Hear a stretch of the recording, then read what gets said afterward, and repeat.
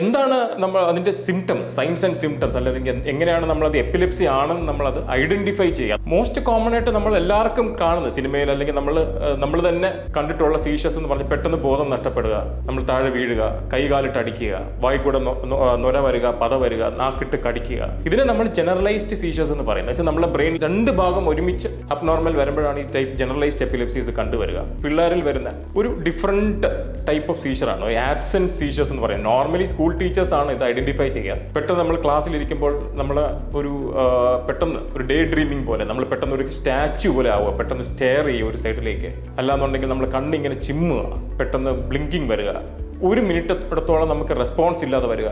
Teachers normally complaint ചെയ്യും, മോൻ മുമ്പേ നല്ലപോലെ പഠിച്ചിരുന്നു, പെട്ടെന്ന് നമ്മുടെ സ്കൂളിലെ പെർഫോമൻസ് എല്ലാം കുറഞ്ഞു. ഇതൊക്കെ ഒരു അപസ്മാരത്തിൻ്റെ ലക്ഷണങ്ങളാണ്. പിന്നെ കാണുന്ന ഒരു ടൈപ്പ് ഓഫ് സീഷറാണ് ഈ കോംപ്ലക്സ് പാർഷ്യൽ സീഷേഴ്സ് അല്ലെങ്കിൽ ഫോക്കൽ സീഷേഴ്സ്. ന്യൂറോളജിസ്റ്റുകളുടെ അടുക്കെ ഈ സീഷേഴ്സ് ഉള്ളവർ വരാറില്ല, കാരണം അത് നമുക്കൊരു സീഷറാണെന്ന് തന്നെ ഐഡന്റിഫൈ ചെയ്യാനായിട്ട് വിദഗ്ധ ചികിത്സ വേണ്ടി വരുന്നുണ്ട്. പെട്ടെന്ന് ബിഹേവിയറിലെല്ലാം മാറുക, നമ്മൾ ബിഹേവിയറിൽ ചേഞ്ചസ് ഉണ്ടാവുക. ബിഹേവിയറിൽ പെട്ടെന്ന് നമ്മൾ സാധാരണ കണ്ടുവരുന്ന പോലെ കൈകാലിട്ട് അടിക്കില്ല, പെട്ടെന്ന് നമ്മളൊരു ബിഹേവിയറൽ ചേഞ്ചസ് ഉണ്ടാവും, പെട്ടെന്ന് ഇറങ്ങി ഓടും, അല്ലെങ്കിൽ പെട്ടെന്ന് അബ്നോർമൽ ആയിട്ടുള്ള സംസാരങ്ങൾ, പെട്ടെന്ന് നമ്മൾ വയലന്റ് ആവുക, വളരെ സൈക്കാട്രിക് ബിഹേവിയർ പോലെ ഉള്ള സിംറ്റംസ് ഉണ്ടാവുക. ഇതിനൊക്കെയാണ് നമ്മളൊരു ഫോക്കൽ എപ്പിലെപ്സി എന്ന് പറയുക, അല്ലെങ്കിൽ കോംപ്ലക്സ് പാർഷ്യൽ സീഷേഴ്സ് എന്ന് പറയുക.